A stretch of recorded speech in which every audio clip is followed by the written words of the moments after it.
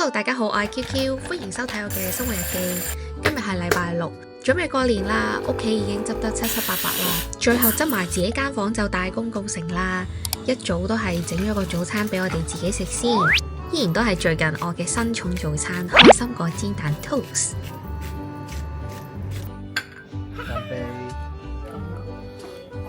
香哦！新年早餐之後就要快啲開始煮飯啦。加啲塵，我真係呢個電腦咧，我每一日都會抹 ，every day， 佢都係會有塵。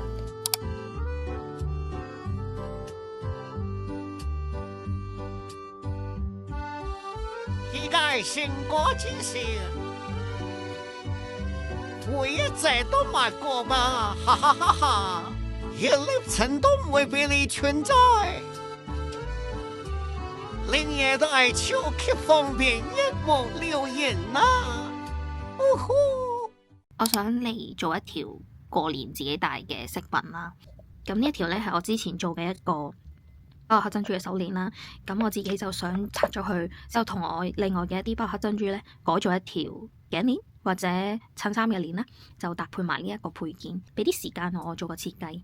咁我哋到時候一齊嚟睇下我做完嘅設計係咩樣噶啦。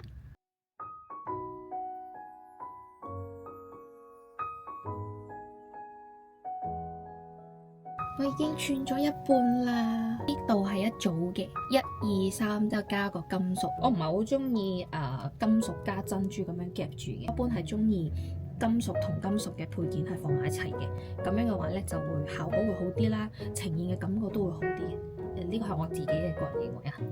咁而家咧我就要串埋剩低嘅嗰一半啦。同埋我係一個比較細節嘅獅字曲，我唔會揀兩粒唔一樣嘅珠，係啦，我盡量會揀翻一樣嘅珠去襯翻，即係咁樣嘅視覺上面嘅效果會好啲咯。包黑珍珠咧，佢唔會100%一樣嘅，你盡量話可以揀翻一粒即係相似嘅啦，係啦。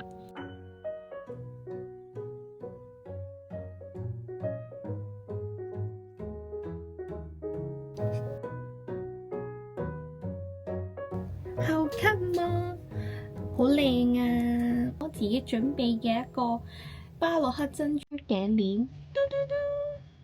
我係一個好中意首飾飾品嘅人，咁我自己都好慶幸我係一個 DIY 能力好強嘅人，即係只要我自己望一眼，我覺得我應該做得出，咁我應該都做得出㗎。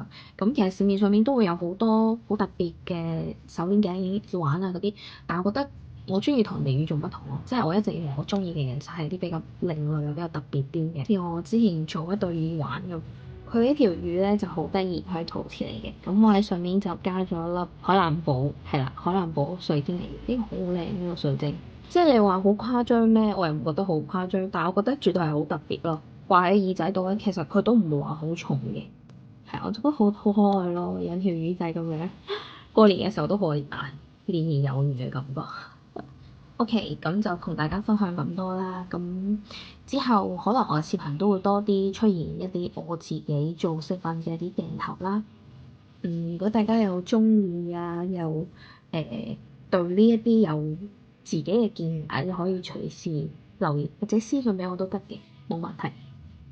好啦，係咁先啦，傾住咁多先啦，拜拜。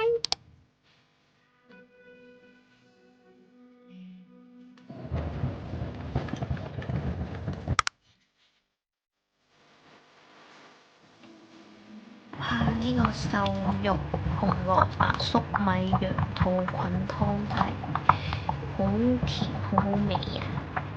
絕啦！哇，呢個飯好香，香噴噴。講公公俾我聽下先。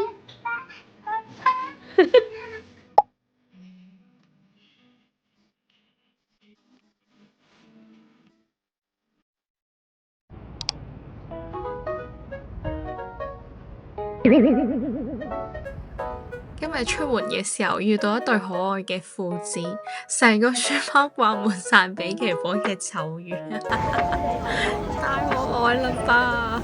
咁過到嚟 IKEA 呢度呢，就係想睇下過年嘅一啲佈置啦，睇下仲有冇啲咩係想買嘅。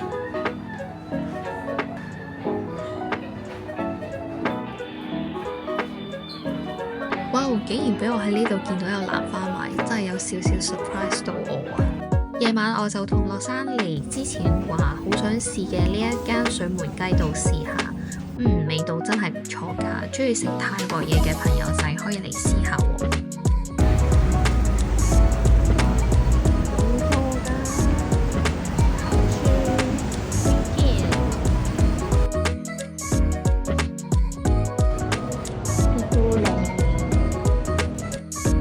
好啦，今日嘅視頻就係咁啦，多謝大家收睇我喺香港嘅生活日記，希望大家中意啦，我哋下一個視頻再見啦，拜拜，